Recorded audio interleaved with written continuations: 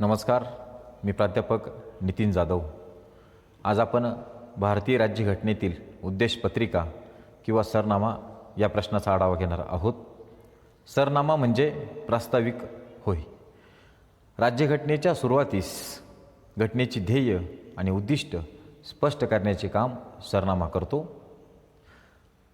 भारतीय राज्यघटनेतील सरनामा पंडित जवाहरलाल नेहरू यांनी मांडलेल्या उद्दिष्टांच्या ठरावावर अवलंबून टाकण्यात आला आहे. राज्यघटनेच्या उद्देशपत्रिकेलाच सरनामा असे म्हटले जाते. सरनामा, प्रस्ताविका, उद्देशिका अशा वेगवेगळ्या नावांनी हा सरनामा प्रिहंबल ओळखला जातो.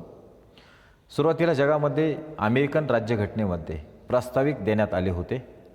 त्यानंतर जगातील इतर देशांनीही आपल्या राज्यघटनेच्या सुरुवातीला अशा प्रकारचे प्रास्ताविक देण्यास सुरुवात केली. प्रास्ताविकेत किंवा सरनाम्यात घटनेचा सार किंवा सारांश देण्यात आलेला असतो. भारतीय राज्यघटनेचा जो सरनामा आहे, ह्या सरनाम्यात 4 भागांमध्ये वेगवेगळ्या बाबी समाविष्ट करण्यात आलेल्या आहेत. पहिला म्हणजे राज्यघटनेचा स्रोत कोण. तर पहिल्या भागामध्ये घटनेच्या प्राधिकाराचा स्रोत हा भारतीय जनता आहे. घटना आपले प्राधिकार भारतीय जनतेकडून प्राप्त करते. घटनेचा स्रोत हा जनता आहे. सुरुवातीस म्हटलं आहे की आम्ही भारतीय जनता. सरनाम्याची सुरुवात होते आम्ही भारतीय जनता. म्हणजेच घटनेचा स्रोत ही भारतीय जनता असली दिसून येते. दुसरा, प्रास्ताविकेचा दुसरा घटक भारतीय राज्याचे स्वरूप. पुढील शब्दांद्वारे प्रास्ताविकेत देण्यात आलेले जे शब्द आहेत, सार्वभौम, समाजवादी, धर्मनिरपेक्ष, प्रजासत्ताक आणि गणराज्य, या शब्दांद्वारे भारतीय राज्याचे स्वरूप स्पष्ट होते. हेच भारतीय जनतेने स्वतःसाठी स्वीकारलेले आदर्श असल्याचेही स्पष्ट होते. त्यानंतर प्रास्ताविकेचा तिसरा घटक म्हणजे घटनेचे उद्देश. घटना कोणत्या उद्देशांवर आधारलेली आहे. भारतीय घटना स्वातंत्र्य, समता, न्याय आणि बंधुता ह्या उद्देशांवर आधारलेली आहेत. या उद्देशांद्वारे जनतेच्या आकांक्षाही स्पष्ट होतात. राज्यघटनेद्वारे आमच्या समतेचं रक्षण व्हावं, स्वातंत्र्याचं रक्षण व्हावं, बंधुताही मिळावी आणि न्यायाचं वातावरण टिकावं, अशा अपेक्षाही या घटनेच्या उद्देशांद्वारे व्यक्त होतात. आणि प्रास्ताविकेचा चौथा घटक म्हणजे घटनेची स्वीकृती.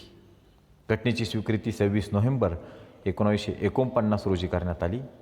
हे प्रास्ताविकात नमूद करण्यात आले आहे. घटनेचा अंमल मात्र 26 जानेवारी 1950 पासून सुरू झाला.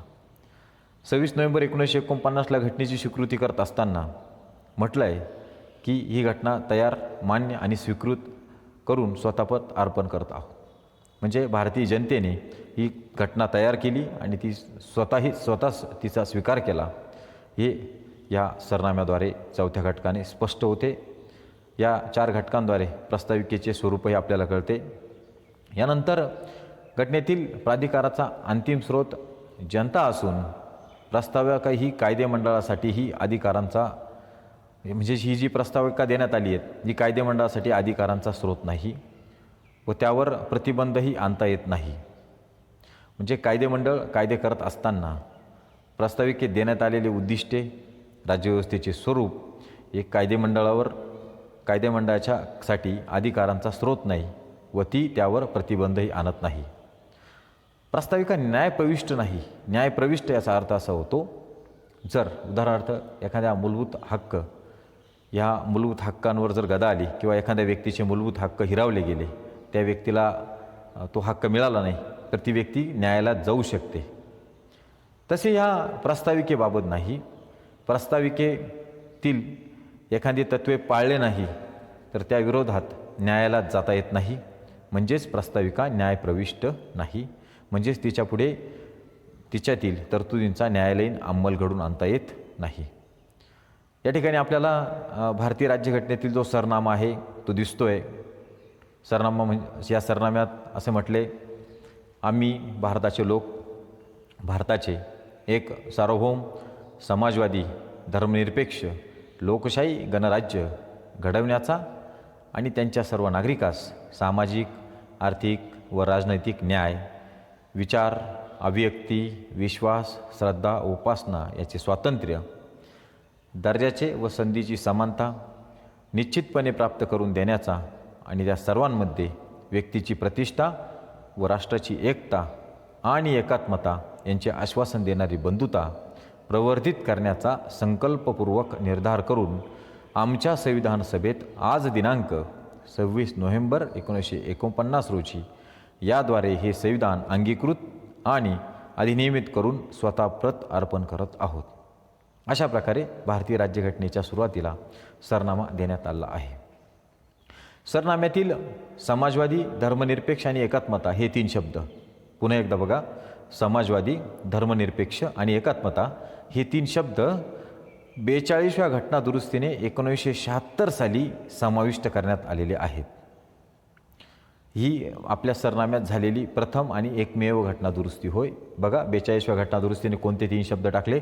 समाजवादी, धर्मनिरपेक्ष आणि एकात्मता हे 3 शब्द टाकण्यात आले. त्यानंतर आपल्या पुढे ग्रीन कलरमध्ये देण्यात आलं आहे स्वातंत्र्य, समता, न्याय आणि बंधुता.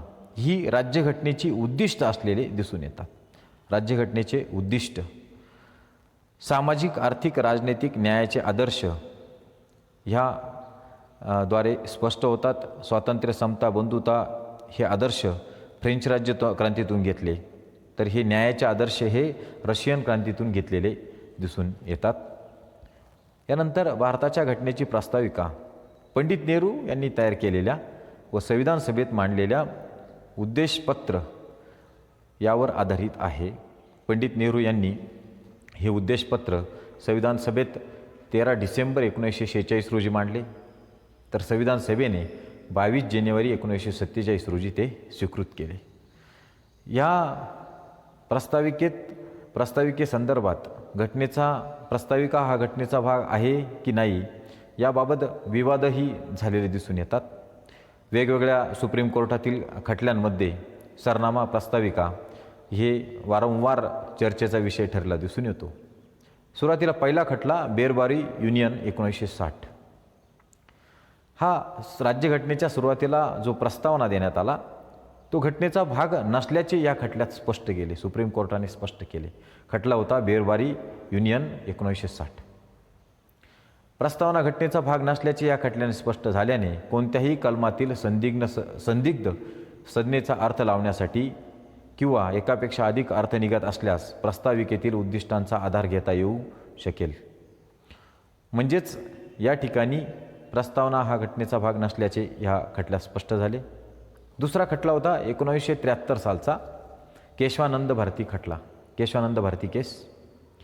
या खटल्यात मात्र सर्वोच्च न्यायालयाने पूर्वीचे मत फेटाळून लावले आणि प्रस्ताविका घटनेचा भाग असल्याचे स्पष्ट केले. प्रस्ताविका अत्यंत महत्त्वाचा भाग असल्याचेही स्पष्ट केले. त्यानंतर LIC ऑफ इंडिया हा खटला 1995मध्ये समोर आला. या खटल्यातही प्रस्ताविका घटनेचा अविभाज्य भाग असल्याचे स्पष्ट करण्यात आले आणि ह्या प्रस्ताविकेच्या संदर्भात सर्वोच्च न्यायालयाने दिलेले हे निर्णय ह्या सरनाम्याचे निश्चितच महत्त्व वाढवणारे आहेत. आता सरनाम्यात देण्यात आलेल्या प्रस्ताविकेचे तत्त्वज्ञान वेगवेगळ्या संकल्पनांद्वारे, शब्दांद्वारे आपल्याला स्पष्ट करता येते. प्रस्ताविकेचे तत्त्वज्ञान, पहिला यातला मुद्दा आहे सार्वभौम. आपणास सर्वांना माहीत आहे, भारत हे लोकशाही राष्ट्र असून ते सार्वभौम आहे. सार्वभौम म्हणजे कोणत्याही बाह्य शक्तीचा प्रभाव नसणे. भारत सार्वभौम आहे म्हणजे भारत स्वतंत्र असून त्यावर कोणत्याही परकीय सत्तेचे आधिपत्य असणार नाही. त्यामुळे भारत आपले अंतर्गत व बाह्य कारभार स्वतः करण्यास मुक्त व सक्षम आहे. भारत बाह्य शक्ती आणि अंतर्गत या दोन्हीही दृष्टिकोनातून भारताचे शासन म्हणजेच भारत हा सार्वभौम राष्ट्र ठरते. सार्वभौम या शब्दात परकीय प्रदेश मिळवण्याचा किंवा स्वतःचा प्रदेश परकीय शक्तीस बहाल करण्याचा अधिकारही समाविष्ट आहे. राष्ट्रकुल, संयुक्त राष्ट्र यासारख्या आंतरराष्ट्रीय संघटनांचे सदस्यत्व स्वीकारणे म्हणजे सार्वभौमत्वाचा लोप होतो असे नाही. सार्वभौम म्हणजे सर्वोच्चता. या ठिकाणी जे शासन असेल ते सर्वोच्च असेल. जे परकीय प्रदेश मिळवण्याचा म्हणजे आपण लोकशाही राष्ट्र आहेत, जागतिक शांततेचा पुरस्कार राष्ट्र आहे, परंतु आपण तसा भारत हे लोकशाही राष्ट्र असल्याने तसा प्रयत्नही करत नाही. परंतु सार्वभौम या शब्दात निहित सर्वोच्चता हा परकीय प्रदेश मिळवण्याचा किंवा स्वतःचा प्रदेश परकीय शक्तीच बहाल करण्याचा अधिकार आहे. परंतु या शब्दामध्ये तो अर्थ असला तरीही या ठिकाणी सार्वभौम म्हणजे सर्वोच्चता, आणि सर्वोच्च कोण, तर या ठिकाणी जनतेचं शासन, जनतेला जबाबदार असलेलं शासनच सर्वोच्च आहे. आणि त्या सर्वोच्च शक्तीपुढे अंतर्गत आणि बाह्य अशा कोणत्याही शक्तीचा प्रभाव असणार नाही. अंतर्गतमध्ये राष्ट्रामध्ये एखादी व्यक्ती, संस्था किंवा बाह्य शक्तीमध्ये बाह्य संघटना, बाह्य देश अशा कोणत्याही शक्तीच्या प्रभावाखाली भारतीय शासन असणार नाही, कारण ते सार्वभौम आहे. यानंतर दुसरं तत्त्वज्ञानातील दुसरा मुद्दा समाजवाद. समताधिष्ठित तत्त्वज्ञानावर आधारित राष्ट्र, समतेचा पुरस्कार केलेली व्यवस्था, समतेच्या प्रस्थापनेसाठी आर्थिक व्यवहारांचा सामूहिक मालकी प्रस्थापित केलेली व्यवस्था. घटनेमध्ये समाजवादी या शब्दाचा अर्थ स्पष्ट केलेला नाही. हा शब्द प्रस्ताविकेमध्ये सुरुवातीस टाकण्यात आलेला नव्हता, परंतु 1976च्या 42व्या घटनादुरुस्तीने हा शब्द घटनेमध्ये टाकण्यात आला. हा शब्द घटनेत केवळ प्रास्ताविक आढळतो, घटनेत इतरत्र तो कुठेही आढळत नाही. मात्र समाजवादाचा सार काही मार्गदर्शक तत्त्वांच्या स्वरूपात आधीपासूनच आहे. तसेच काँग्रेस पक्षानेही 1955मध्ये आवडी अधिवेशनात समाजवादी समाजरचनेच्या तत्त्वाचा स्वीकार केला होता. भारताचा समाजवाद हा लोकशाही समाजवाद असून साम्यवादी समाजवाद नाही. यानंतर धर्मनिरपेक्षता. सर्व धर्म राज्यव्यवस्थेसाठी समान असतील. राज्यव्यवस्थेचा अधिकृत असा कोणताही धर्म असणार नाही. भारतीय राज्य धार्मिक नाही, तसेच ते अधार्मीही नाही, तसेच धर्मविरोधीसुद्धा नाही. म्हणजेच भारतात कोणताही राज्य धर्म नसेल. राज्याचा अधिकृत असा कोणताही धर्म असणार नाही. भारतीय राज्य कोणत्याही विशेष धर्मास सार्वजनिक निधीच्या साहाय्याने पुरस्कृत करणार नाही. प्रत्येक व्यक्ती कोणत्याही धर्माचे आचरण करण्यास मुक्त असेल. प्रत्येक व्यक्तीला आपापल्या धर्माचे आचरण, पालन, प्रचार, प्रसार शांततेच्या माध्यमातून करता येईल. राज्य कोणत्याही व्यक्ती किंवा गटाच्या विरुद्ध धर्माच्या आधारावर भेदभाव करणार नाही. धर्मनिरपेक्षता हा शब्द देखील 42व्या घटनादुरुस्तीने राज्यघटनेत टाकण्यात आला. भारताच्या घटना धर्मनिरपेक्षतेची सकारात्मक संकल्पना प्रदर्शित करते. म्हणजेच राज्यसंस्थेला कोणताही धर्माचा आधार नसला तरी घटना धर्माचे अस्तित्व अमान्य करत नाही, कोणत्याही विशिष्ट धर्माविरुद्ध कृत्य करत नाही आणि सर्व धर्मियांना संख्याबळाचा विचार न करता समान दर्जा प्रदान करते. भारतीय राज्यघटनेने कोणत्याही आधारावर भेदभाव न करता सर्व धर्मियांना सारख्याच प्रकारची संधी व दर्जाचे स्वातंत्र्य आणि समता देण्यात आलेली दिसून येते. यानंतर लोकशाही, ज्याला आपण प्रजासत्ताक असंही म्हणतो. लोकशाहीत व्यक्तीला आपल्या व्यक्तित्वाचा विकास करण्याचं पोषक असं वातावरण मिळालेलं असतं. व्यक्ती आपला सर्वांगीण विकास लोकशाही वातावरणात सहजरीतीने करू शकते. सर्वात श्रेष्ठ अधिकार लोकशाहीमध्ये जनतेकडे देण्यात आलेला असतो. जनता निवडणुकीमध्ये मत देऊन आपले प्रतिनिधी निवडतात. जनतेची इच्छानुसार सरकार निर्णय घेते आणि धोरण आखते. लोकशाहीचे 2 प्रकार आहेत, एक प्रत्यक्ष लोकशाही आणि एक अप्रत्यक्ष लोकशाही. प्रत्यक्ष लोकशाहीत लोक त्यांचा अधिकार प्रत्यक्षरित्या बजावतात. अप्रत्यक्ष लोकशाहीत लोकांनी निवडून दिलेले प्रतिनिधी अधिकार बजावतात, सरकार चालवतात व कायदे बनवतात. पूर्वी अथेन्स, स्पार्टा या ग्रीक नगरराज्यांमध्ये प्रत्यक्ष लोकशाही होती. त्या काही लोकसंख्या कमी असल्याने प्रत्यक्ष लोकशाही शक्य होती. परंतु आज लोकसंख्येचा वाढ आणि त्यामुळे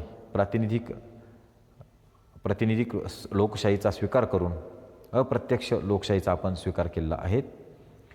यालाच प्रातिनिधिक लोकशाही असे म्हणतात. प्रातिनिधिक लोकशाहीचेही 2 प्रकार पडतात, एक संसदीय आणि अध्यक्षीय. भारताने संसदीय लोकशाहीचा स्वीकार केलेला आहे. याउलट अमेरिकेत अध्यक्षीय लोकशाही स्वीकारण्यात आलेली आहे. डॉक्टर आंबेडकरांनी या संदर्भात छान टिप्पण केलं आहे. ते म्हणतात की सामाजिक लोकशाहीचा पाया असल्याशिवाय राजकीय लोकशाही टिकू शकणार नाही. भारतात लोकशाही आली, परंतु खऱ्या अर्थाने वंचित, दुर्लक्षित, मागास समाजांना अधिकार मिळाल्याशिवाय, त्यांना विकासाच्या प्रवाहात इतरांच्या बरोबरीने आल्याशिवाय सामाजिक लोकशाही प्रस्थापित होऊ शकत नाही. सामाजिक लोकशाहीमध्ये स्वातंत्र्य, समता, बंधुता यांना समजणारी प्रणाली या तिघांचे स्वतंत्रपणे विचार केला जात नाही, तर तिघहींचाही समन्वय साधला जातो. स्वातंत्र्य समतेपासून अलग नाही, समता स्वातंत्र्यापासून अलग नाही, स्वातंत्र्य आणि समता ही तत्त्वे बंधुत्वापासून अलग नाही, तर तिघांचाही समन्वय राखून नागरिकांना जास्तीत जास्त विकासाचे वातावरण या ठिकाणी लोकशाहीत उपलब्ध करून दिले जाते. यानंतर पुढचे तत्त्वज्ञान सरनाम्यातील ते म्हणजे गणराज्य. लोकशाही शासन पद्धती दोन प्रकारची असू शकते. एक म्हणजे राजेशाही व दुसरा गणराज्य. राजेशाहीमध्ये राष्ट्रप्रमुख राजा किंवा राणी वंश परंपरेने पदधारण करते. उदाहरणार्थ इंग्लंडमध्ये राजेशाही असून तेथील राजा, राष्ट्रप्रमुख किंवा राणी हा वंश परंपरेने पदावर येतो. याउलट ज्या राष्ट्राचा प्रमुख लोकांद्वारे प्रत्यक्ष अप्रत्यक्षपणे निवडला जातो त्या राष्ट्रास गणराज्य म्हटलं जातं. भारताचा राष्ट्रप्रमुख म्हणजेच राष्ट्रपती हे लोकांद्वारे 5 वर्षांच्या कालावधीसाठी अप्रत्यक्षपणे निवडून दिले जातात. अप्रत्यक्षपणे म्हणजेच आपल्या लोकप्रतिनिधींद्वारे निवडून दिले जातात. गणराज्य या संज्ञेत अजून 2 अर्थ आहेत. पहिला अर्थ राजकीय सार्वभौमत्व लोकांच्या हाती असून राजा किंवा राणीसारखा एका व्यक्तीच्या हाती नसते. आणि दुसरा अर्थ गणराज्यात कोणत्याही अधिकार संपन्न वर्ग नसतो आणि सर्व सार्वजनिक कार्यालये विना भेदभाव सर्वांना खुली असतात, असाही या गणराज्याचा दुसरा अर्थ निघतो. यानंतर स्वातंत्र्य. भारतीय राज्यघटनेत देण्यात आलेले अत्यंत महत्त्वाचे, सरनाम्यात देण्यात आलेले अत्यंत महत्त्वाचे तत्त्व. स्वातंत्र्य ह्या शब्दाचा अर्थ व्यक्तीच्या कृतीवर बंधने नसणे. बंधने नसणे म्हणजे अमर्याद स्वातंत्र्य नव्हे, स्वैराचार नव्हे, तर व्यक्तिमत्वाच्या विकासासाठी त्याला पूर्ण संधी देणे होय. प्रस्ताविकेने सर्व नागरिकांसाठी विचार, अभिव्यक्ती, विश्वास, श्रद्धा व उपासना यांचे स्वातंत्र्य प्रदान केले आहे.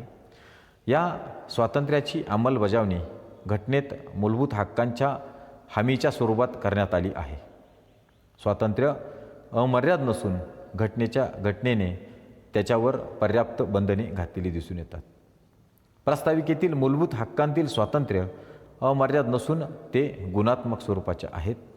व्यक्तीला आपल्या व्यक्तित्वाचा सर्वांगीण विकास घडवून घेण्यासाठी व्यक्ती स्वातंत्र्याचे तत्त्व अत्यंत महत्त्वाचे असे आहे.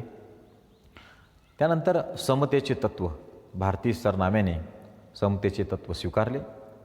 याचे कारण स्वातंत्र्यपूर्व कालखंडात भारतीय समाज रचना ही विषमतेवर आधारित असलेल्या चौकटीवर आधारलेली होती.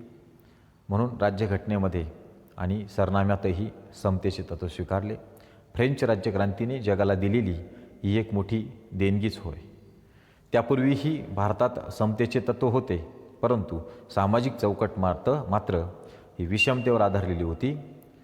म्हणून समतेच्या तत्त्वाद्वारे समाजातील कोणत्याही घटकाला विशेष अधिकार नसणे, म्हणजेच कोणीही व्यक्ती विशेष नसणार याचाच अर्थ सर्व समान असतील, भेदभाव केला जाणार नाही. सरनाम्याने भारताच्या सर्व नागरिकांना दर्जा व संधीची समता सुनिश्चित केली आहे.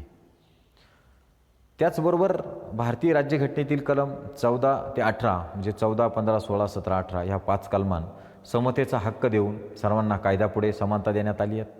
धर्म, वंश, जात, लिंग, जन्म, ठिकाणावरून भेदभाव करण्यास प्रतिबंध, सार्वजनिक नोकऱ्यांमध्ये संधीची समानता, अस्पृश्यता निर्मूलन, पदव्या रद्द करणे असा हा समतेचा हक्क देण्यात आलेला दिसून येतो. भारतात स्त्री पुरुष म्हणजेच लिंग समानता, काळा गोरा भेद म्हणजेच वर्णावरून भेदभाव केला जाणार नाही, अस्पृश्य, जातीपाती, धर्म या कोणत्याही आधारावर भेदभाव केला जाणार नाही, हा समतेचा हक्क देण्यात आलेला आहे. यानंतर न्यायाचे तत्त्व.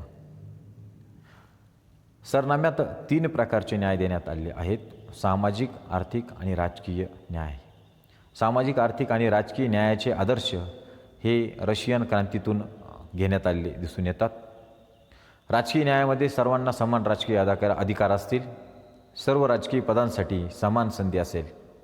प्रत्येकाला राजकीय हक्क बजावण्याचा, सर्वांना राजकीय सहभाग घेण्याचा, राजकीय समावेशनाचा अधिकार हा समान असेल. त्यानंतर आर्थिक न्याय. आर्थिक घटकाच्या आधारावर भेदभाव न करणे. कोणीही श्रीमंत व्यक्ती असू, गरीब व्यक्ती असू, त्या सर्वांना समान प्रकारचा न्याय उपलब्ध करून दिला जाईल. संपत्ती, उत्पन्न, मालमत्ता यांच्यातून दिसणारी विषमता दूर करणे, सर्वांना आर्थिकदृष्ट्या समान न्याय मिळण्यासाठी ह्या सरनाम्यामध्येही न्यायाचे तत्त्व तसेच राज्यघटनेत न्यायाचे तत्त्व समाविष्ट करण्यात आले दिसून येते. त्यानंतर सामाजिक न्यायाचे तत्त्व. जात, वर्ण, वंश, धर्म, लिंग नुसार भेदभाव न करता सर्वांना समान वागणूक देणे म्हणजेच सामाजिक न्याय होय. विशिष्ट घटकास विशेषाधिकार नसणे, म्हणजे कोणताही विशेष जातीचा, धर्माचा व्यक्ती आहे म्हणून त्याला विशेषाधिकार नसतील. सर्वांना समान प्रकारचे अधिकार हे राज्यघटनेने देण्यात आले आहेत. अनुसूचित जाती व जमाती तसेच मागासवर्गीय व महिला यांच्या परिस्थितीत सुधारणा करण्यासाठीही सामाजिक न्यायाचे तत्त्व काम करते. यानंतर बंधुता. भारतातील परिस्थिती ही विविधतापूर्ण आहे. या विविधतापूर्ण परिस्थितीमध्ये विविध जाती, विविध धर्म, विविध प्रदेश, विविध भाषा, विविध भौगोलिक रचना, विविध सांस्कृतिक बाबी आणि या विविधतापूर्ण परिस्थितीमध्ये बंधुतेचे वातावरण असणे अत्यंत आवश्यक होते आणि यासाठी राज्यघटनेच्या सरनाम्यात बंधुता शब्दाचा समावेश करण्यात आलेला दिसून येतो.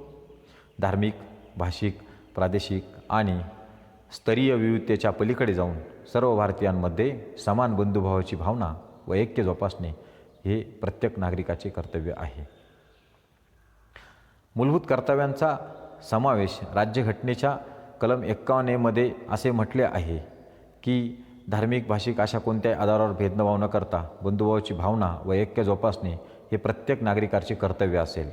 म्हणजेच सरनाम्यात जो बंधुता शब्द टाकण्यात आला त्याला आणखी पुष्टी, त्याला आणखी बळ ह्या मूलभूत कर्तव्यांमध्ये 51A कलमात टाकण्यात आलेल्या मूलभूत कर्तव्यातील या कर्तव्यामुळे मिळते. देशाची एकता आणि एकात्मता या दोन बाबी म्हणजेच बंधुता ह्या तत्त्वाद्वारे व्यक्तीची प्रतिष्ठा राखली जाईल. देशाची एकता आणि एकात्मता ही राखली जाईल. हे शब्द किंवा हा अर्थ बंधुता यातून अभिप्रेत होतो. एकता आणि एकात्मता यामध्ये एकता भौगोलिक बाजू व एकात्मता मानसिक बाजू. एकतेमध्ये आम्ही भौगोलिकदृष्ट्या उदाहरणार्थ सांगायचं झालं तर आसामचा प्रदेश भौगोलिकदृष्ट्या वेगळीकता आहे.